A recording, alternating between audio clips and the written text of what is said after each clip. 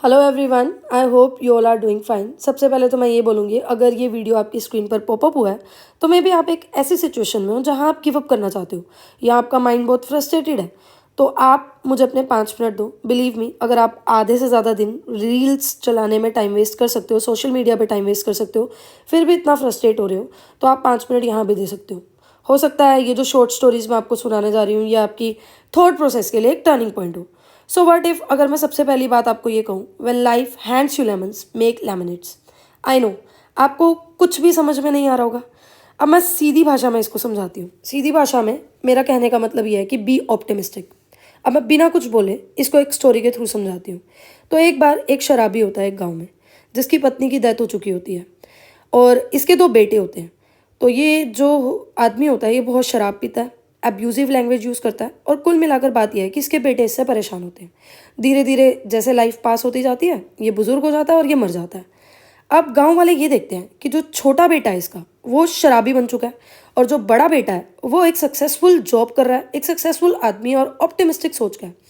तो गांव में से कोई आदमी जाकर छोटे बेटे से पूछता है कि तेरा बड़ा भाई तो इतना सक्सेसफुल है, तू इतना बेकार कैसे हो गया, तू शराब क्यों पी रहा है। तो बड़ा जो छोटा बेटा होता है वो सारे ब्लेम्स अपने फादर पर डाल देता है। वो कहता है कि मेरे फादर बहुत शराब पीते थे, हमें मारते थे, हमें तंग करते थे, उन्हें देख देख कर मैं भी ऐसा बन गया। अब गांव वाले बड़े बेटे के पास जाते हैं और बोलते हैं कि तू इतना ऑप्टिमिस्टिक है, तेरा छोटा भाई इतना शराब पीता है, तो तुझे ये लत क्यों नहीं लगी, तू इतना ऑप्टिमिस्टिक कैसा है। तो टू देयर सरप्राइज बड़ा बेटा भी यही कहता है कि मेरे फादर बहुत ज़्यादा शराब पीते थे, बहुत ज़्यादा एब्यूसिव लैंग्वेज यूज़ करते थे, हमें फ्रस्ट्रेट कर कर रखते थे। अपने फादर को देखकर मैंने ये बात सीख ली कि मुझे लाइफ में शराब कभी नहीं पीनी है और पढ़ लिख कर एक अच्छा इंसान बनना है। द कंक्लूजन हेयर इज़, हमें सर्कमस्टांसेस को देखकर हमेशा पॉजिटिव सोचना चाहिए।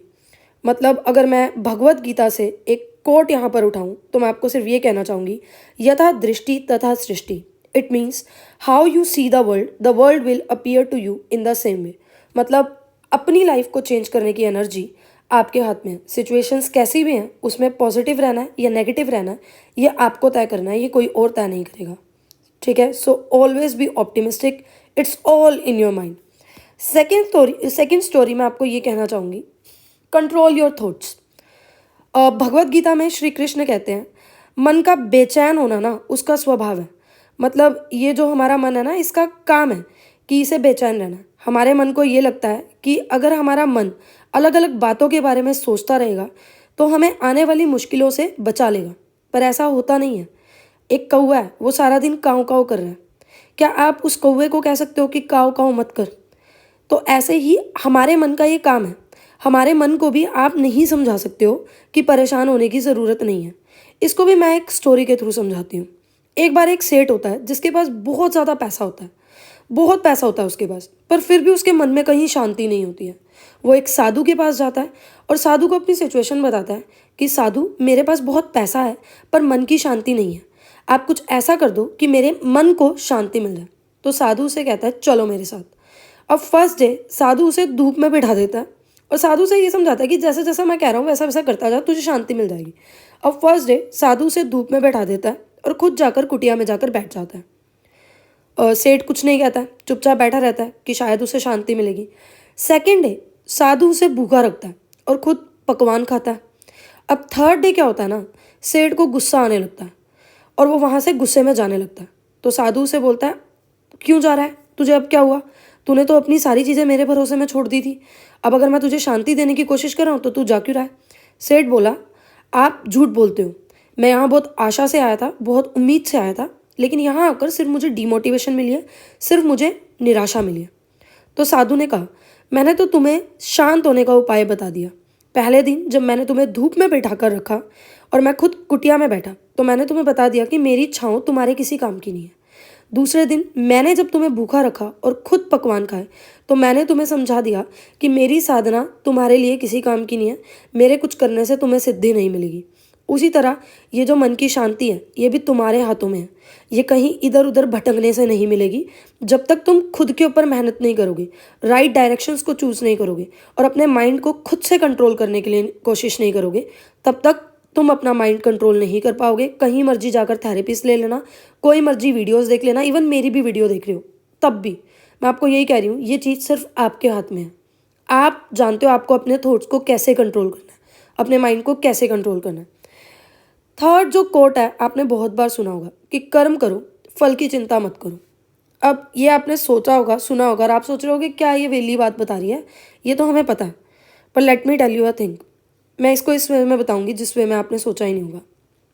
कर्म करना हमारे हाथ में है, हमारे हाथ में सिर्फ हमारे कर्तव्य हैं, लेकिन फल की चिंता हमें नहीं करनी चाहिए। क्यों? क्योंकि हम फल की चिंता करते करते भूल जाते हैं कि हमें कर्म करना है। अब इसको भी मैं आपको एक स्टोरी के थ्रू समझाऊंगी। एक राजा था जो अपनी प्रजा का बहुत ख्याल रखता था। वो रेगुलर रूटीन वे में अपनी प्रजा के पास जाता था, उनकी प्रॉब्लम सुनता था और सॉल्यूशन देने की कोशिश करता था। तो उस राजा को गांव वाले बहुत मानते थे। एक बार वो राजा अपने गांव में ही सैर पर निकला होता है और उसकी शर्ट का बटन टूट जाता है। अब राजा अपने मंत्री को कहता है कि जल्दी से गांव में एक दर्जी ढूंढो और उसे बोलो आकर मेरा बटन लगाए। अब जो मंत्री है वो गांव में बहुत भटकता है और दर्जी की खोज शुरू करता है और मुश्किल से जाकर उसे एक दर्जी मिल भी जाता है। अब यह दर्जी की अपनी एक छोटी सी दुकान होती है जहाँ ये काम कर रहा होता है। मंत्री उसे कहता है कि जल्दी से चलो, राजा का बटन टूट चुका है और तुम्हें राजा का बटन लगाना है। अब ये जो दर्जी है ये राजा के पास पहुँचता है और राजा इससे पूछता है कि क्या तुम मेरा बटन लगा पाओगे? तो दर्जी बोलता है हाँ, ये तो बहुत आसान काम है। तो दर्जी अपने झोले में से सुई धागा निकालता है और बटन लगा देता है। अब राजा बहुत खुश हो जाता है। राजा ने पूछा तुम्हें कितने पैसे चाहिए? तो दर्जी ने कहा इतने छोटे काम, दर्जी ने सोचा कि इतने छोटे काम के लिए मैं पैसा तो नहीं ले सकता। दर्जी ने राजा को भी कहा कि कोई बात नहीं, ये तो छोटा सा काम था, मैं इसके लिए क्या पैसा लूँ। अब राजा ने कहा नहीं नहीं, इसकी कीमत ज़रूर दूंगा मैं। अब राजा तो मन में सोचता है अब कि मेरी हैसियत इतनी बड़ी है, गांव वाले मेरे बारे में क्या सोचेंगे कि दर्जी से बटन लगवा लिया फ्री में, उसे कुछ दिया भी नहीं। अब दर्जी पहले सोचता है कि केवल एक धागा ही तो लगा, इससे 2 रुपये ले लेता हूँ। पर फिर दर्जी मन में सोचता है कि अगर मैंने राजा से 2 रुपये ले लिए तो राजा क्या सोचेगा कि मुझसे ये 2 रुपये ले रहा है, मैं राजा हूँ तब भी मुझसे 2 रुपये ले रहा है, तो गाँव के बेचारे लोगों को तो ये कितना लूटता होगा। तो दर्जी ये सोचकर चुप रहता है और दर्जी कहता है मालिक आपकी जो इच्छा हो वो दे दो। ये सुनकर राजा अपनी हैसियत सोचता है और अपनी हैसियत के हिसाब से दर्जी को 2 गांव देने का फैसला करता है। राजा ने सोचा कि मेरा समाज में कुछ रुतबा है, मैं इसे कम पैसों में तो टाल नहीं सकता, मैं अपनी हैसियत के हिसाब से इसे 2 गांव देता हूँ। अब दर्जी 2 गांव लेकर सोचता है कि यार मैंने तो 2 रुपये सोचे थे और बदले में मुझे 2 गांव मिल गए। अब इस बात से यहाँ कंक्लूजन क्या है? हम सभी ना सिर्फ अपनी कैपेबिलिटीज़ के हिसाब से सोचते हैं, एक दायरे में सोचते हैं कि हमें इतना चाहिए, हम इतने के लिए वर्क कर सकते हैं और इतने में हमारी ज़िंदगी खुश हो जाएगी, मतलब पूरी हो जाएगी। हम भूल जाते हैं कि हम यूनिवर्स के बनाए हुए लोग हैं। हम सुनते हैं ना ओम ब्रह्मास्ते, मतलब हम ब्रह्मा जी की क्रिएशन है, यानी इस यूनिवर्स ने हमें बनाया, मतलब यूनिवर्स में जो चीज़ें हैं उन्हीं चीज़ों से हम बने हैं। तो हम अपनी कैपेबिलिटीज़ के हिसाब से सोचते हैं, बहुत छोटा सोचते हैं, पर यूनिवर्स बहुत कुछ रखता है हमारे लिए, बहुत कुछ देने की कोशिश करता है, पर हम सिर्फ फ्रूट्स के लिए सोचते रहते हैं, फल के लिए सोचते रहते हैं, रिजल्ट के लिए सोचते रहते हैं।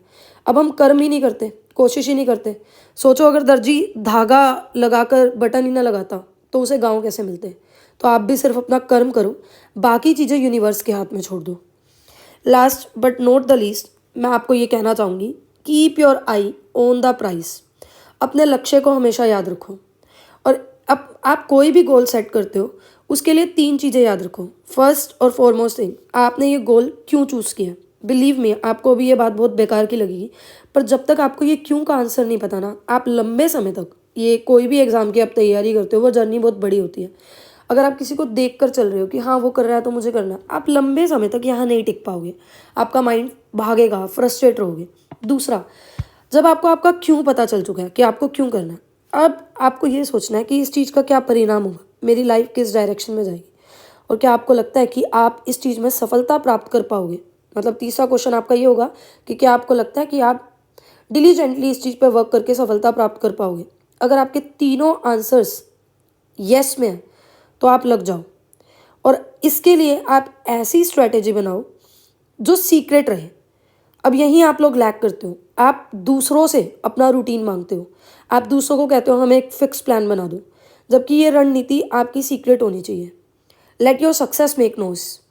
और दूसरा, जब आपने अपने गोल्स के लिए टारगेट सेट कर लिया तो रास्ते में जो भी परेशानियां हैं उसको फेस करो, ऑप्टिमिस्टिक रहो, बार बार ट्राई करो। अपने पास्ट को लेकर मत बैठे रहो कि मैंने पहले ट्राई किया था तो मैं पहले फेल हुआ तो अब भी मैं फेल होऊंगा, उसको लेकर मत रहो। अब इसे भी मैं आपको एक स्टोरी के थ्रू समझाना चाहूँगी। एक बार एक गधा था। उसका लाइफ को लेकर बहुत ज़्यादा एक मतलब गोल था, लक्ष्य था अपनी ज़िंदगी को लेकर कि मुझे कुछ बड़ा करना है और मुझे इतना कुछ अच्छा करना है कि मरने के बाद भी मुझे लोग याद रखें। पर अब उस गधे का एक मालिक भी था और गधा इस मालिक के अंडर काम करता था। मालिक का भी लक्ष्य बहुत बड़ा था कि उसे अपने एरिया का सबसे बड़ा व्यापारी बनना है। अब मालिक दिन रात अपना काम करता था और गधे पे बहुत बोझ डालता था, बहुत ज़्यादा सामान लदवाता था ताकि उसका प्रॉफिट मैक्सिमाइज हो पाए। अब गधा जो था वो ट्राई तो बहुत कुछ करना चाहता था, पर गधे को हमेशा डर लगता था कि कहीं वो अपने काम में असफल हो जाए तो कहीं ऐसा ना हो मालिक उसे निकाल दे और उसे खाने के भी लाले पड़ जाए। इसीलिए वो अपने मालिक को छोड़ नहीं पा रहा था और अपनी पूरी ज़िंदगी मालिक के ही लक्ष्य को पूरा करने में निकाल देता है। जब गधा बूढ़ा हो जाता है तो मालिक उसे मरने के लिए जंगल में छोड़ देता है। अब जब गधा मरने वाला होता है ना, तब वो अपनी ज़िंदगी के बारे में सोचता है। वो मन ही मन पछताता है कि क्या हो जाता अगर मैंने कोशिश की होती तो आज ज़िंदगी कुछ और होती। अगर मैंने हिम्मत की होती अपने मालिक को छोड़ने की तो मैं आज कहीं और होता, अच्छी जगह पर मर रहा होता, रिग्रेट लेकर ना मर रहा होता। अब दोस्तों कुछ लोग भी ना ज़िंदगी में गधे ही हैं। वो अपने लक्ष्य पर जो चीज़ वो ज़िंदगी में चाहते हैं उसके लिए मेहनत नहीं करते हैं, कोशिश नहीं करते हैं, बल्कि हार मान लेते हैं और थोड़े में ही सेटिस्फाइड हो जाते हैं कि कोई बात नहीं, हमें ये मिल रहा है, ठीक है बस। पर लेटर इन लाइफ उनको जाकर बहुत रिग्रेट होता है। So make sure you are not a गधा। आप गधों में से नहीं हो। Own your life, hold your life. अपने लाइफ के डिसीजंस खुद लो, उस पर वर्क करो और लाइफ में हमेशा पॉजिटिव रहो, क्योंकि टाइम जैसा भी है ये निकल जाएगा और सच में ये चीज़ें आपके हाथ में हैं। आज के लिए इतना ही। कमेंट सेक्शन में अपने व्यूज़ देना। अगर ये अच्छा लगा हो तो चैनल को सब्सक्राइब करना। Thank you so much.